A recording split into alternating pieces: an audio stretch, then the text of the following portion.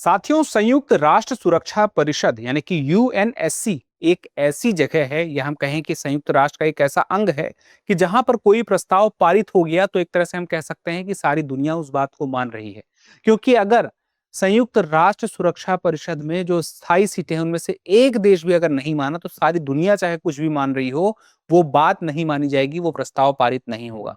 तो इस संयुक्त राष्ट्र सुरक्षा परिषद का एक बड़ा महत्व है और इसमें सिर्फ 5 स्थायी सीटें नहीं है, अस्थायी सीटें भी हैं, 10 हैं।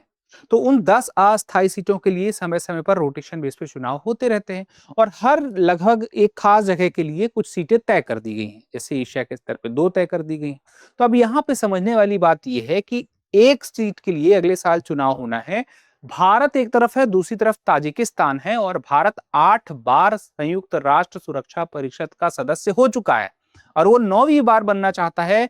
और एक तरफ से देखने में तो लग रहा है कि आसान है, लेकिन दरअसल ये उतना आसान है नहीं, क्योंकि संयुक्त राष्ट्र के चुनावों में कई बार अप्रत्याशित तरीके से वोटिंग हुई है और रिजल्ट कुछ अलग ही आ गया है।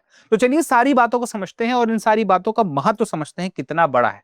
तो सबसे पहली बात है कि यूएनएससी गैर स्थायी सदस्यता के लिए 2028-29 के लिए भारत अभियान शुरू कर चुका है।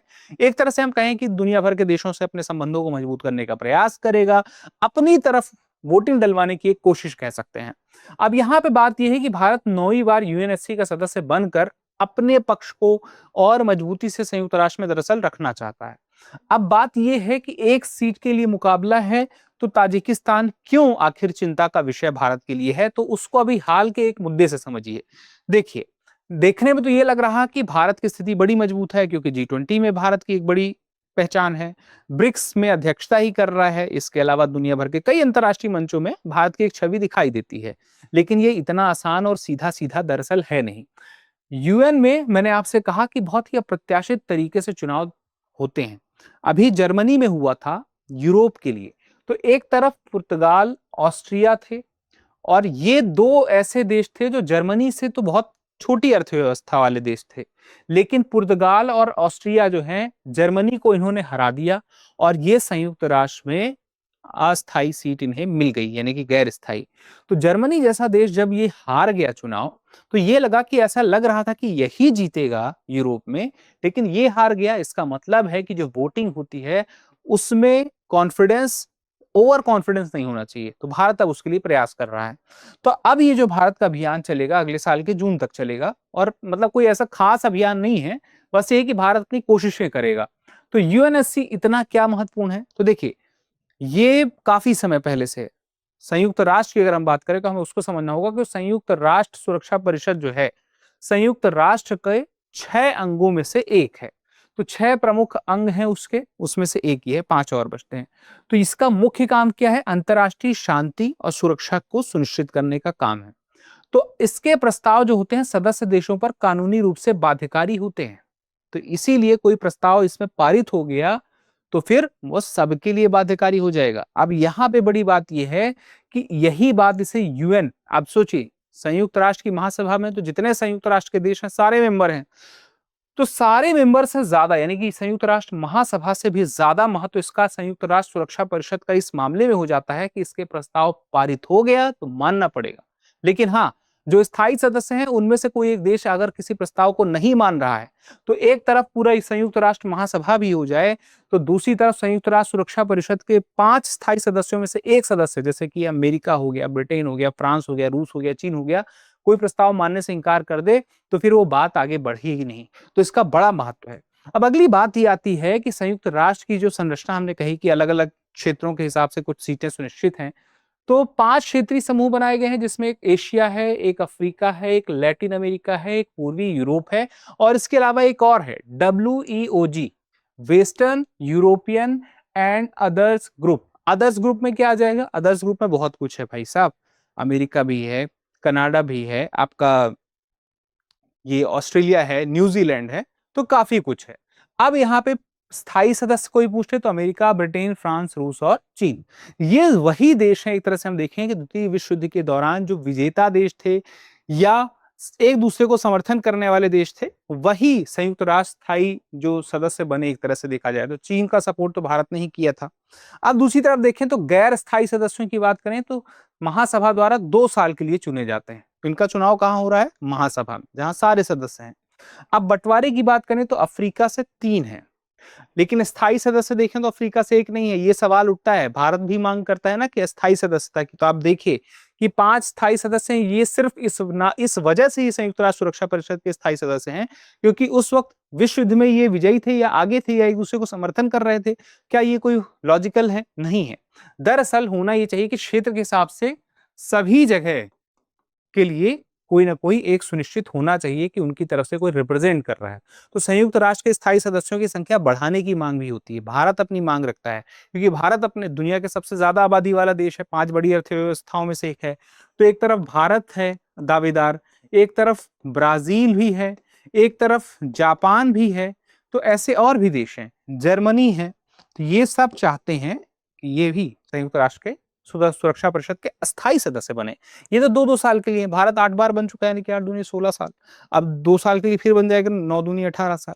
तो यहाँ पे अफ्रीका के 3 हैं, पूर्वी यूरोप का 1 है, एशिया का 2 है, लैटिन अमेरिका का 2 है और बाकी अदर से 2 है। अब यहाँ पे पाकिस्तान जो है अभी जो है संयुक्त राष्ट्र सुरक्षा परिषद का अस्थायी सदस्य, गैर स्थायी सदस्य अभी है। तो वर्तमान की स्थिति में सोचिए वो सदस्य है, लेकिन आप सोचिए कि पाकिस्तान की स्थिति भारत की तुलना में कमजोर यहाँ पे दिखी जब ऑपरेशन सिंदूर को लेकर के हम देखते हैं कि जो घटना हुई, आतंकवादी घटना की वजह से ऑपरेशन सिंदूर हुआ, तो वो पहलगाम जो हमला था उसकी निंदा की गई संयुक्त राष्ट्र में। तो उस पाकिस्तान जबकि उस वक्त उसका अस्थायी सदस्य था, यानी कि वो कहते हैं कि उतना महत्व उसको नहीं प्राप्त हो सका जितना भारत को मिल सकता है। अब गैर स्थायी सीट कैसे काम करती है इसको समझिए। 5 सदस्य रिटायर होते हैं, रोटेशन चलता रहता है, तो कुल 10 हैं, लेकिन हर साल 5-5 नए सदस्य बनते जाते हैं, तो ये रोटेशन चलता रहता है। तो पाकिस्तान अभी सदस्य है और बहरीन का कार्यकाल 2027 में खत्म होगा। किर्गिस्तान 2027 में पाकिस्तान की जगह लेगा और 2028 तक सेवा देगा। तो पाकिस्तान की जगह किर्गिस्तान आगे के लिए तैयार है। अब आगे देखें तो यूएनएससी का इतिहास अगर हम समझें तो 1945 द्वितीय विश्व युद्ध के बाद यूएन की स्थापना हुई थी और P5 जो विजयी पक्ष थे वो P5 बन गए, है ना। तो 5 बड़े देश, ताकतवर देश। तो ये कहा जाता है कि वो शीत युद्ध के दौरान से जो 5 देश थे आज भी वही चले आ रहे हैं, जबकि बदलाव होना चाहिए। भारत, जर्मनी, जापान, ब्राजील जैसे देश हैं जो अपने आप को, अपने क्षेत्र को रिप्रेजेंट कर सकते हैं आसपास के क्षेत्र को, देशों के लिए। इनफैक्ट अफ्रीका, मैंने क्या बोला, 54 देश है अफ्रीका महाद्वीप में, लेकिन अस्थायी सदस्यता उस महाद्वीप से है ही नहीं किसी के पास। और इसके बाद अब ये बात हो गई कि अब इसमें कुछ बदलाव जरूरी हैं। तो अब देखिए यूएनएससी का महत्व तो है, इससे कोई बच भी नहीं रहा है। अगर हम देखें अमेरिका अपने आप को यूएन से ऊपर रखने की भी कोशिश करता है या अलग रखने की कोशिश करता है, लेकिन कहीं ना कहीं वो वहां से भी वैलिडेशन चाहता है। जब हम देखते हैं अमेरिका भी जब गाजा शांति पहल है वो लेकर आया, तो वह यूएनएससी के प्रस्ताव के माध्यम से लेकर आया, यूनाइटेड नेशन सिक्योरिटी काउंसिल में लाया प्रस्ताव। तो गाजा शांति पहल अमेरिका का पहल है, लेकिन प्रस्ताव कहां आ रहा है? संयुक्त राष्ट्र सुरक्षा परिषद में। यानी कि इस बड़े से बड़े ताकतवर देश भी इसकी अंतर्राष्ट्रीय वैधता चाहते हैं, अपने सारे कामों की वैधता चाहते हैं बड़े संस्थाओं से। दुनिया के जो बड़े शीर्ष जो ये संस्थाएं हैं। अब भारत के लिए क्या महत्व है? जैसे हमने कहा था कि भारत ने ऑपरेशन सिंदूर के दौरान एक कूटनीतिक अभियान जब चलाया तो यूएनएससी के कई सदस्य थे जो भारत के पक्ष में दिखे, लेकिन उसी दौरान जब पाकिस्तान भी यूएनएससी का सदस्य है तो वहां पे भारत विरोधी दबाव इस्तेमाल वो नहीं बना पाया वहां पे। और उसके बाद वही मैंने कहा कि निंदा प्रस्ताव यूएनएससी में पारित हुआ था। अब हाल के चुनाव में मैं बोलूं तो जो भारत अभी से प्रयास कर रहा है, क्योंकि अस्थायी सीट भी भले 2 साल के लिए, महत्व तो है ही, एक महत्वपूर्ण जगह पर तो है ही। तो भारत पुर्तगाल, ऑस्ट्रेलिया के जो उदाहरण देखता है तो उसको समझ में आता है कि ऐसा जरूरी नहीं है कि वो जीत ही जाए, ये कॉन्फिडेंस नहीं रखना चाहिए। तो ये अच्छी बात भी है, क्योंकि एक उदाहरण हम देखें तो किर्गिस्तान जीता था, फिलीपींस को उसने हराया था एक बार जब चुनाव हुआ। तो यहाँ पे किर्गिस्तान को 191 वोट मिले। अब यहाँ पे ये बड़ी बात क्यों हो जाती है? वो बड़ी बात इसलिए हो जाती है, किर्गिस्तान जो है सेंट्रल एशिया में हमें दिखाई देता है, तो इसको बड़े इस्लामिक देश, बहुत सारे इस्लामिक देशों का वोट मिल गया, तो उसकी वजह से इसको एक हम बढ़त मिली। फिलीपींस को आसियान देशों का समर्थन मिला, लेकिन वो पीछे हो गया। तो कई इस्लामिक देश 50 से ज्यादा जो थे उनका समर्थन, चीन जैसे बड़े देश ने समर्थन कर दिया किर्गिस्तान का, तो वोट जीत गया। तो कितना बड़ा देश समर्थन कर रहा है और उसके साथ कितने देश समर्थन कर रहे हैं, वोटिंग में इसका बड़ा असर पड़ता है। और दूसरी बात यह है कि अभी हम उदाहरण अगर देखें कजाकिस्तान का, तो भारत के सामने एक चिंता आई थी 2010 में कि एक तरफ भारत खड़ा था इसी सुरक्षा परिषद के अस्थायी सदस्यता के लिए, दूसरी तरफ कजाकिस्तान था। तो हुआ ये कि भारत के साथ इसके संबंध बेहतर थे, तो अपने द्विपक्षीय संबंधों की वजह से भारत ने इसे मना लिया कि ऐसा करिए कि आप अभी चुनाव मत लड़िए, आप 2017-18 के लिए दावेदारी कीजिएगा। तो ये बात मानी कजाकिस्तान ने और उसकी वजह से हुआ ये कि भारत को रिकॉर्ड 187 वोट मिले और जो टकराव था वो भी खत्म हो गया। तो भारत इस तरह से भी हो सकता है कुछ प्रयास करने की कोशिश करे, कोई रास्ता निकालने का प्रयास करे, ये तो अगले साल के चुनाव तक हमें पता चल जाएगा। तो सारी बातों में हम देखें तो एक चुनौती तो है ही, क्योंकि अंतिम रूप से सब कुछ सब मान जाएं, क्योंकि आप देखिए आप भी वोट लड़ेंगे, अगर आप भी किसी पार्टी से टिकट मिल जाए, नहीं मिले, आप निर्विरोध चुनाव लड़े, मतलब बिना किसी पार्टी के चुनाव अगर आप लड़ते हैं, आप वोट मांगने जाएंगे तो हर कोई आपको यही कहेगा कि वोट तो हम आपको ही देंगे, लेकिन पता चलता है कि आपका घर जिस बूथ में है वहां से भी आपको वोट नहीं मिला। तो ये होता है क्योंकि वो चुनाव जो होते हैं गुप्त मतदान से होते हैं। और भू राजनीतिक समीकरण, जैसे कि मैंने कहा कि इस्लामिक देशों का सहयोग मिला किर्गिस्तान को, चीन का समर्थन मिला, तो ये भी एक बड़ा मुद्दा होता है। और दूसरी बात यह है कि अब यहाँ पे ग्लोबल साउथ में एकजुटता की भावना वोटिंग पैटर्न को बदल सकती है, और भारत अपने आप को ग्लोबल साउथ यानी कि विकासशील और पिछड़े देशों के एक नेता के रूप में प्रस्तुत करता है। तो क्या उसका फायदा भारत को मिल सकता है, वो देखने वाली बात होगी। और दूसरी बात यह है कि सिर्फ वैश्विक कद काफी नहीं है, एक सतत संगठित अभियान यानी कि एक माइंडसेट बना के तो चलना पड़ेगा कि इस चुनाव को एक प्रतिस्पर्धा के तौर पर ले और कोशिश करे कि वोटिंग अपने फेवर में ले सके। उसके लिए क्या किया जा सकता है वो मुझसे ज्यादा शायद इस देश की सरकार जान रही होगी।